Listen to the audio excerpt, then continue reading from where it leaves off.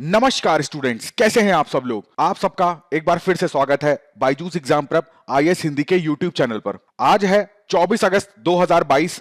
आज हम लोग देखेंगे कि द हिंदू के न्यूज़पेपर में कौन कौन से आर्टिकल हमारी परीक्षा की दृष्टि से इंपॉर्टेंट हैं। तो पहला आर्टिकल जो है वो आपको प्रश्न संख्या 6 पे मिलेगा, जिसका संबंध सामान्य अध्ययन के तृतीय प्रश्न पत्र से है, जहां पर हम लोग विज्ञान एवं प्रौद्योगिकी के बारे में पढ़ते हैं। अब देखिए 5G के ऊपर मैंने आपके लिए पूरा एक वीडियो बना रखा है। आपको केवल YouTube में डालना है 5G बायजूस आईएएस हिंदी, आपको वीडियो मिल जाएगा, आप उसको देख लीजिएगा। एक एक बेसिक सी चीज मैंने वहां पर आपको कवर करा दी है। यहां पर इस आर्टिकल में जो राइटर हैं वो ये कहना चाहते हैं कि 5G जो टेक्नोलॉजी है उससे हमारे पास क्या चुनौतियां आ सकती हैं, क्योंकि यहां पर हमारे प्रधानमंत्री द्वारा यह घोषणा करी गई थी कि आपको पता होना चाहिए कि एक कांग्रेस होती है, एक सम्मेलन होता है जिसको बोलते हैं इंडियन मोबाइल कांग्रेस। ये जो सम्मेलन है ये अक्टूबर में आयोजित करा जाएगा और ये नई दिल्ली के प्रगति मैदान में आयोजित करा जाएगा। मे बी ये चांसेस हैं कि 5G टेक्नोलॉजी इस इंडिया मोबाइल कांग्रेस के दौरान हमारे प्रधानमंत्री द्वारा लॉन्च कर दी जाए, तो 4G से इंडिया जो है वो 5G में कन्वर्ट हो जाएगा। जिस तरीके से, जिस स्पीड से एक हमारा तय टाइम था कि भाई हम इस टाइम पे 5G में कन्वर्ट होंगे, बट उस टाइम से पहले ही हम 5G में कन्वर्ट हो जा रहे हैं, तो ये तो बहुत अच्छी बात है। परंतु यहां पर ऑथर ये बताना चाहते हैं कि भाई आपने नई तकनीक तो अपना ली, तो इस तकनीक के जितने फायदे आपको मिल रहे हैं ना, उसके हिसाब से क्या आपने अपने जो कानूनी संस्थाएं हैं जो अपराध को रोकने का काम करती हैं, या जो साइबर क्राइम है या अन्य कोई अपराध हैं, तो उनके लिए कुछ नियमावली बनाई है? क्या आपने अपने कानूनी तंत्र को इतना ज्यादा स्ट्रांग कर दिया है कि अब नए नए जो अपराध बढ़ेंगे उसके अकॉर्डिंग आपकी जो संस्थाएं हैं वो मैनेज कर लेंगी? इसी में पूरा आर्टिकल ये डिस्कस हो रहा है। तो एक बार 5G का इस आर्टिकल में जाने से पहले थोड़ा सा इंट्रोडक्शन दे देता हूं कि 5G की जो सर्विसेज हैं, तो 5G में कौन कौन सी सर्विसेज यहां पर इंपॉर्टेंट हैं। अब जैसे यहां पर बात करी जा रही है जीरो लेटेंसी की, तो जीरो लेटेंसी का मतलब क्या होता है कि मान लीजिए X से Y पर कोई मैसेज भेजा जाना है, तो ये कितनी जल्दी मैसेज जाता है, इसको बोला गया है कि ये जीरो लेटेंसी है। जो यहां पर कनेक्शन डेंसिटी की बात करी जा रही है, तो यहां पर है कि एक बार में कितने सारे डिवाइसेस अच्छी स्पीड के साथ कनेक्ट हो सकते हैं, तो यहां पर बहुत ज्यादा घनत्व है उन सारे डिवाइसेस का। जो प्रिसिशन है यानी कि सही पहुंचने की दर कितनी अधिक होगी, तो वो यहां पर ज्यादा हो जाएगी। बैटरी लाइफ यहां पे बढ़ जा रही है, ठीक है। अब इन्हीं सारी जो सर्विसेज है, इन्हीं सर्विसेज का यूज यहां पर करा जाएगा जो हमारी सुरक्षा संस्थाएं हैं उनके द्वारा। यहां पर यह बात करी जा रही है कि सबसे बड़ी बात है यहां पे रियल टाइम की, यानी कि वास्तविक जो समय है हमें उसमें महत्वपूर्ण जानकारी मिल जाएगी। रियल टाइम का मतलब होता है कि इसमें जिस टाइम पे कोई घटना घटित होती है तो उसी टाइम पे इंफॉर्मेशन यहां तक पहुंचना, उसमें कोई डिले ना होना, ठीक है।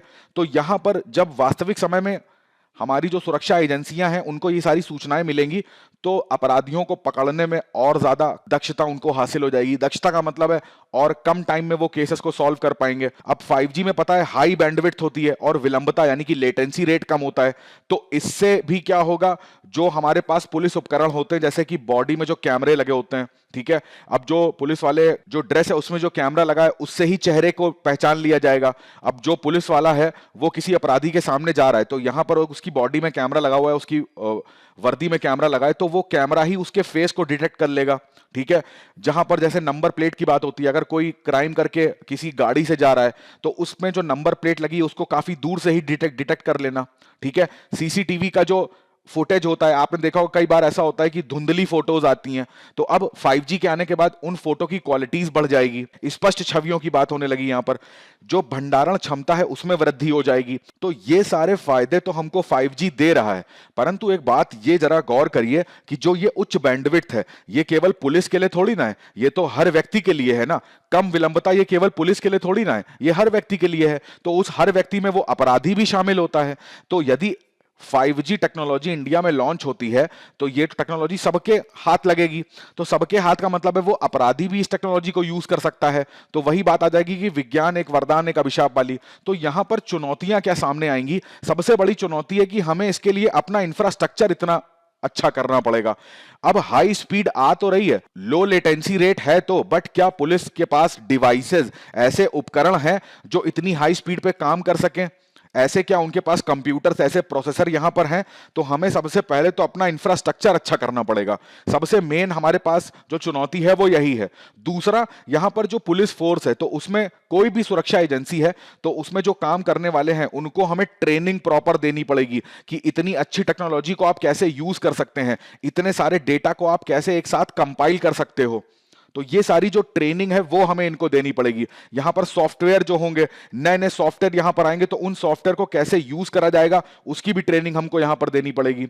अब जब ये टेक्नोलॉजी इतनी हाई बैंडविड्थ में आ रही है, इतनी हाई ब्रॉडबैंड टेक्नोलॉजी है, ठीक है, इतनी हाई स्पीड में आएगी, तो इसमें जो एक अपराधी है जो साइबर क्राइम करना चाहता है, तो उसको भी इतनी ज्यादा स्पीड मिलेगी। तो ये वाली जो समस्याएं जिनको बोलते हैं बॉटनेट या डीडीओएस वाली, आईओटी की समस्याएं। अब देखिए बॉटनेट के हमले क्या होते हैं, बॉटनेट अटैक में क्या होता है, इसमें बॉटनेट का मतलब क्या है, बॉट का मतलब यहां पर हो जाता है रोबोट से, और नेट का मतलब होता है नेटवर्क से।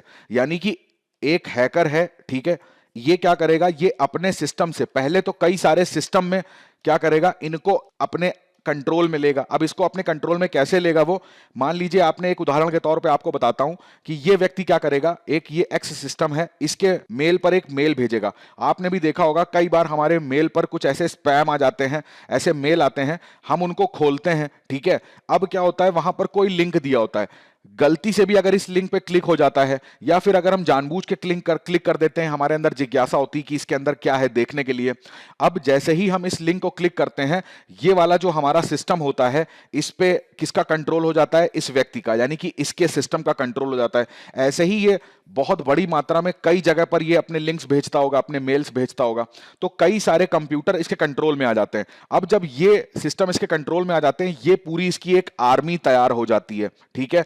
अब इस आर्मी का हेल्प ये करता है किन्हीं और सिस्टम में एंटर करने के लिए, ठीक है। तो इस टाइप के अटैक को हम लोग बॉटनेट अटैक बोलते हैं। डिनाइल ऑफ सर्विसेज से सीधा सा मतलब ये होता है कि मान लीजिए कोई सर्वर है, ठीक है, अब मान लीजिए ये यूपीएससी का सर्वर है, तो यूपीएससी के सर्वर में एक दिन में मान लिया इसकी कैपेसिटी है 10,000 लोग इसमें आके जो भी इंफॉर्मेशन चाहिए वो इसमें काम कर सकते हैं। अब अचानक से क्या होगा, एक व्यक्ति है, वो हैकर है, अब वो यूपीएससी के सर्वर को क्रैश करने के लिए वो क्या करेगा, इस 10,000 को मान लीजिए 10 लाख कर दे वो, या 1 लाख कर दे, तो अब ये सिस्टम क्या हो जाएगा, तुरंत स्लो हो जाएगा, या तुरंत बोलते हैं क्रैश हो जाएगा। तो इस टाइप के जो अटैक होते हैं उनको डिनाइल ऑफ सर्विसेज बोलते हैं। तो ये सारे अटैक भी बढ़ने लग जाएंगे। तो क्या हमारे सरकार के पास, हमारी एजेंसियों के पास इन सब अटैक को रोकने के लिए जो सॉफ्टवेयर होने चाहिए, जो हार्डवेयर होने चाहिए वो हैं? तो ये सबसे बड़ी चुनौतियां 5G के लॉन्च से ही आ जाएगी। अब इसके प्रयास क्या करे जाते हैं, तो देखिए सबसे बड़ी बात है, इस चीज को ध्यान रखिए, कभी भी आप किसी भी चीज की कमियां बताते हैं तो वही उन्हीं कमियों को दूर करना उसका एक उपचार हो जाता है।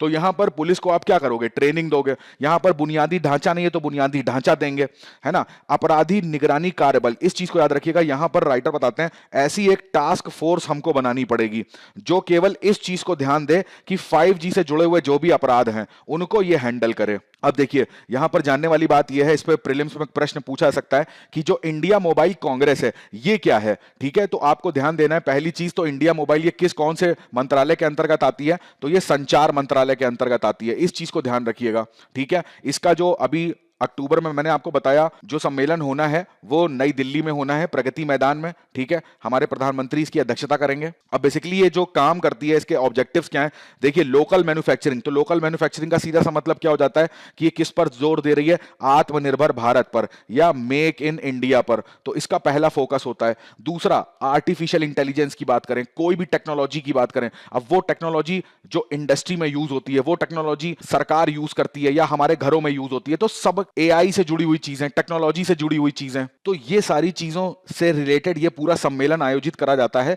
तो ये अपने आप में एक बहुत हाईटेक सम्मेलन होता है जहां पर सबका फोकस होता है तकनीक पे, ठीक है। ये देखिए रीजनल कॉर्पोरेशन की बात होती है, यानी कि क्षेत्रीय सहयोग की बात होती है, जो नवाचार होता है इसको यहां पर प्रमोट करा जाता है। सस्टेनेबल डेवलपमेंट की, सतत उपयोग की बात होती है। ऐसा ना हो कि हम अगली पीढ़ी के लिए कुछ तो संसाधन छोड़ के जाएं, तो कोई भी चीज टेक्नोलॉजी का यूज कर रहे हैं तो उसके अगर कोई निगेटिव इंपैक्ट होते हैं तो उनको भी संतुलित करने की बात करते हैं।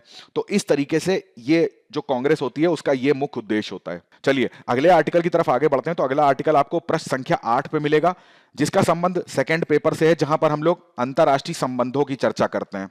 यहां पर देखिए मोस्ट इंपॉर्टेंट टॉपिक है चाबहार पोर्ट। अब देखिए, ये प्रारंभिक परीक्षा में प्रीलिम्स में ऑलरेडी इस पे प्रश्न पूछा जा चुका है, तो दोनों ही दृष्टि से, प्रारंभिक और मेंस दोनों की दृष्टि से ये आर्टिकल आपका इंपॉर्टेंट हो जाता है। जैसा कि आप फोटो में देख पा रहे हैं, ये हमारे शिपिंग मिनिस्टर सर्बानंद सोनोवाल जी हैं। ये हाल ही में चाबहार दौरा किया, इस वजह से ये न्यूज चर्चा में आ गई और यहां पर इस पे आर्टिकल निकला।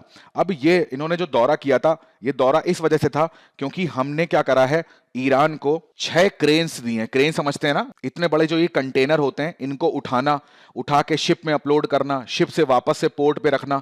तो जो भी अनलोडिंग या लोडिंग का काम होता है, वो ये बड़ी सी क्रेन आप देख रहे होगे, ऐसा आपने टीवी में देखा होगा, बड़ी सी क्रेन होती है, उठाने के लिए काम करती है, ठीक है। तो ऐसी हमने 6 क्रेन्स ईरान को दी हैं।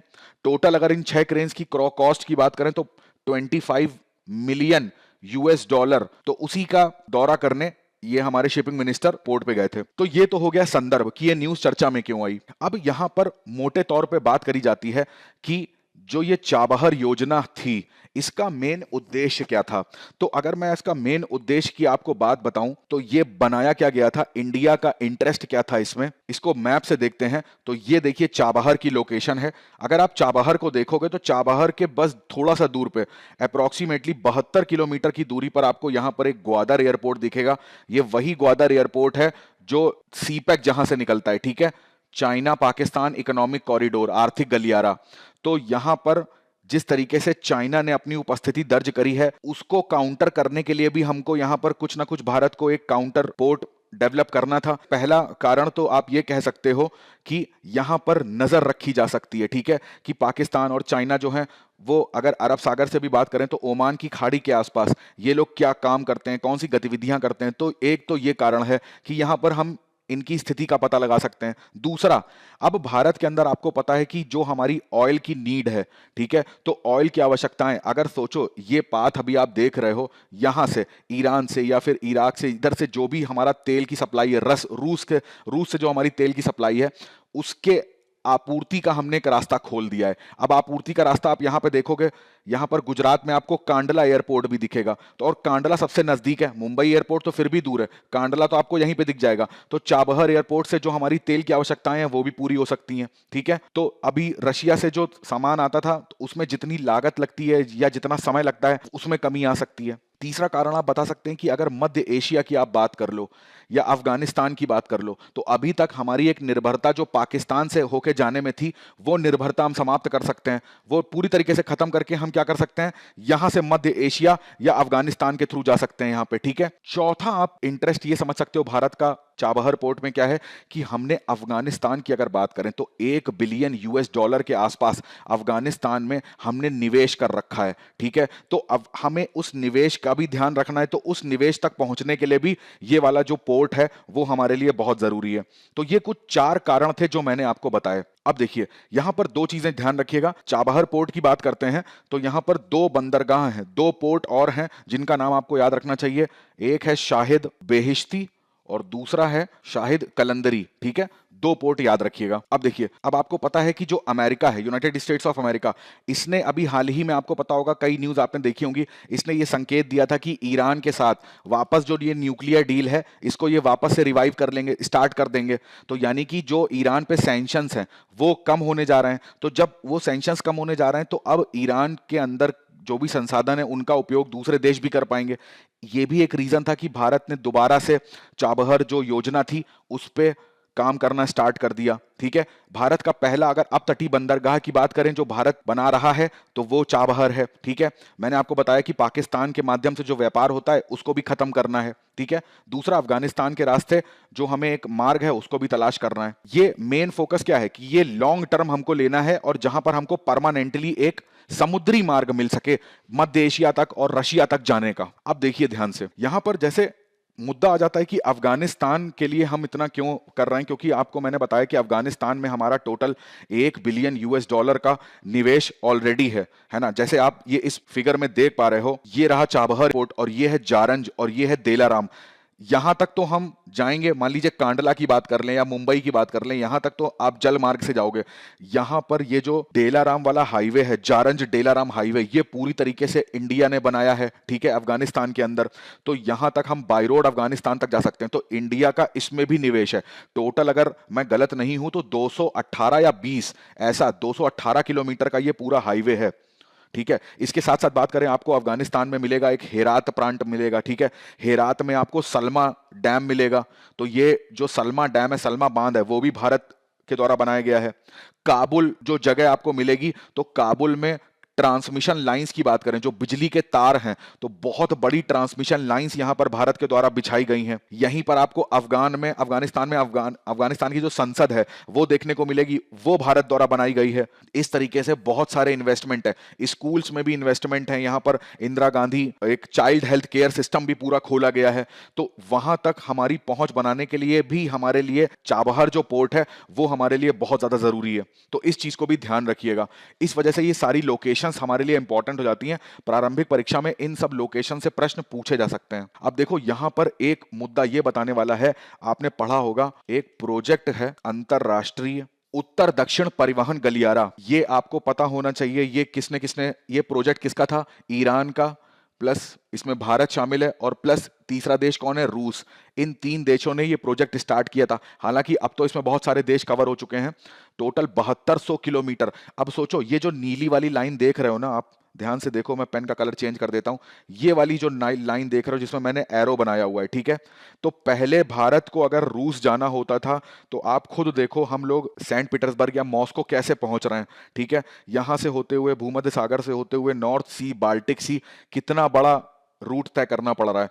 एक ये भी हमारे लिए बहुत आवश्यक हो गया है, चाबहार पोर्ट, कि अब यहां से ही डायरेक्ट हम ईरान में प्रवेश कर जाएंगे, फिर ईरान से होते हुए अजरबैजान और यहां तक होते हुए और मॉस्को में प्रवेश कर जाएंगे। यहां पर ये जो रेड कलर से रूट बना है, ये अब प्रस्तावित रूट है। इसी को बोलते क्या है? अंतरराष्ट्रीय उत्तर दक्षिण परिवहन गलियारा। ये यहां पर अगर बात करी जाए, जल मार्ग, रेल मार्ग और स्थल मार्ग यानी कि रोड, तीनों ही चीजों से इसको कनेक्ट करा गया है। अगर टोटल मैं बात करूं, ऐसा अनुमान लगाया गया कि जितना यहां से सेंट पीटर्सबर्ग पहुंचने में जो कॉस्ट लगती थी, उससे 30% कॉस्ट जो है, रुपया जो लागत है, वो कम हो जाएगी। प्लस यहां से मान लीजिए समय लगता है आपका 80 दिन पहुंचने में, तो जस्ट आधा समय हो जाएगा, 40 दिन में वो चीज कन्वर्ट हो जाएगी। तो इस चीज को भी ध्यान रखिएगा, ठीक है। इस वजह से चाबहार पोर्ट जो है वो भारत की दृष्टि से बहुत ज्यादा इंपॉर्टेंट है। अगला आर्टिकल देखिए, प्रश्न संख्या 8 पे आएगा। इसका संबंध थर्ड पेपर से है, जहां पर हम लोग आंतरिक सुरक्षा यानी कि इंटरनल सिक्योरिटी की बात करते हैं। देखिए, ये न्यूज चर्चा में क्यों आई? आपने बहुत समय पहले एक न्यूज सुनी होगी कि जो हमारा प्रवर्तन निदेशालय ईडी था, उसने चाइना की एक मोबाइल कंपनी, सबने इसका नाम सुना होगा, शाओमी, तो इसके ऊपर एक रेड डाली थी और अप्रोक्सीमेटली 5,000 5,500 करोड़ जो थे, इनको जब्त कर लिया था। अब यहां पर मुद्दा क्या उठा है? यहां पर राइटर ये कहना चाहते हैं, ये जो चाइनीज टेक कंपनियां होती हैं, जैसे कि शाओमी की बात कर लें, ओप्पो की बात कर लें, वीवो की बात कर लें, तो ये सब क्या कर रही हैं भारत के अंदर? ये सब कर रही हैं कर की चोरी, ये सब कर रही हैं अवैध तरीके से प्रेषण, मतलब यहां भारत से पैसा जो है वो चाइना भेजा जा रहा है गलत तरीके से। यहां पर जब इनसे पूछा जाता है, अपने डॉक्यूमेंटेशन दिखाने की बात आती है, तो यहां पर ये लोग बहुत गलत कागज या गलत डॉक्यूमेंट्स पेश करते हैं। तो ये भारत के लिए, भारत की आंतरिक सुरक्षा के लिए राइटर बता रहे हैं कि बहुत बड़ा प्रश्न चिन्ह है, ठीक है। जैसे मैंने आपको बताया कि शाओमी में इतने रुपए, करोड़ रुपए जो हैं वो जब्त करे गए थे। अब ये जब्त क्यों करे जाएंगे? आपको पता है, यहां पर भारत के अंदर एजेंसी है जिसका नाम ईडी, के बारे में हम लोग कई बार चर्चा कर चुके हैं। बायजूस में मैंने आपके लिए वीडियो बनाया है ईडी में, अगर आपने नहीं देखा है तो उसको जाके देखिएगा। तो फैमा कानून के अंतर्गत यहां पर शाओमी पर यह आरोप लगाया गया और इसको इतने रुपए जब्त करे गए, ठीक है। अब देखिए हुआ क्या यहां पर, ऐसा ये क्यों बोला जा रहा है, उसके पीछे कारण क्या है? देखिए, जो चाइना की कंपनी है शाओमी, ठीक है, ये क्या है, इसका नाम क्या है? शाओमी। इस कंपनी ने अपनी कई सारी सब्सिडरी जो हैं वो भारत में खोल रखी हैं। सब्सिडरी का मतलब होता है, ये तो हो गई पेरेंट कंपनी, इसने अपनी कई सारे छोटी छोटी कंपनीज भारत में खोल रखी हैं। तो जो भारत में कंपनी काम करती है, ठीक है, उसका नाम है Xiaomi इंडिया प्राइवेट लिमिटेड। तो ये जो Xiaomi इंडिया प्राइवेट लिमिटेड है, अब ये इसकी पेरेंट कंपनी कौन सी है? यही है। अब मान लीजिए इसको क्या होता है, ये क्या करती है, इसको मान लीजिए मुनाफा हुआ 100 करोड़ का, प्रॉफिट हुआ। अब भारत सरकार को तो टैक्स देना ही पड़ेगा इसको। अब 100 करोड़ में मान लीजिए एक उदाहरण के तौर पे 30% टैक्स होता है, तो यानी कि 30 करोड़ रुपए इसने भारत को देना है, 70 करोड़ रुपए इसके पास हो जाएंगे। तो ये क्या कर रही है, 100 करोड़ रुपए में से 50 करोड़ यहां पर अपनी पेरेंट कंपनी को चाइना भेज दे रही है। तो जब इनसे प्रश्न पूछा गया कि आप 50 करोड़ क्यों इनको भेज रहे हो, तो इन्होंने बताया कि हम ये रॉयल्टी भेज रहे हैं। रॉयल्टी का मतलब क्या होता है? रॉयल्टी का मतलब होता है, मान लीजिए कोई बुक राइटर है, ठीक है, वो राइटर अपनी एक कोई किताब लिख देता है। अब किताब जो है वो कोई पब्लिशर, अब मान लीजिए एक्स यहाँ पर राइटर है, इसने कोई किताब लिखी, इस किताब को, ज्योग्राफी की ये किताब थी, टाटा मैकग्रा हिल ने ये किताब को छाप दिया, छाप के मार्केट में बेचा, तो अब पैसा किसके पास आ रहा है? टाटा मैकग्रा हिल के पास।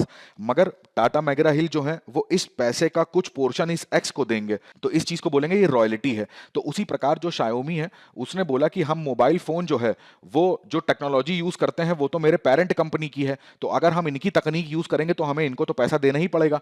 जबकि आपको पता होना चाहिए Xiaomi के सारे फोन इंडिया में ही मैन्युफैक्चर होते हैं। जितना टोटल फोन मैन्युफैक्चर हो रहा है सब कुछ इंडिया में हो रहा है। अब देखिए जब इसने इस 50 करोड़ रुपए दे दिए, तो इस 100 करोड़ में 50 करोड़ आप काट दो, तो अब क्या बचेगा? 50 करोड़। अब 50 करोड़ का जब 30% आप निकालोगे ना, उतना पैसा सरकार को इन्होंने टैक्स दिया। तो कितना कम यहां पर, पहले तो इसने पूरा पूरा 50 करोड़ अपने देश में भिजवा दिया, दूसरा अब जो टैक्स भर रहे हैं वो कम पैसे पे भर रहे हैं। यहां पर ईडी ने इनको फैमा कानून के अंतर्गत और यहां पर इतने करोड़ रुपए का जब्त करे। तो ये तो कारण था, और ये केवल Xiaomi के साथ नहीं है, ये वीवो के साथ भी है, ओप्पो के साथ भी है। इन्होंने भी कर की चोरी करी है और अवैध तरीके से इंडिया से पैसा जो है वो बाहर भिजवाया है। दूसरा यहां पर जो इशू आता है वो बहुत ज्यादा इंपॉर्टेंट है, और वो क्या है? महत्वपूर्ण बुनियादी ढांचा, यानी कि क्रिटिकल इंफॉर्मेशन इंफ्रास्ट्रक्चर।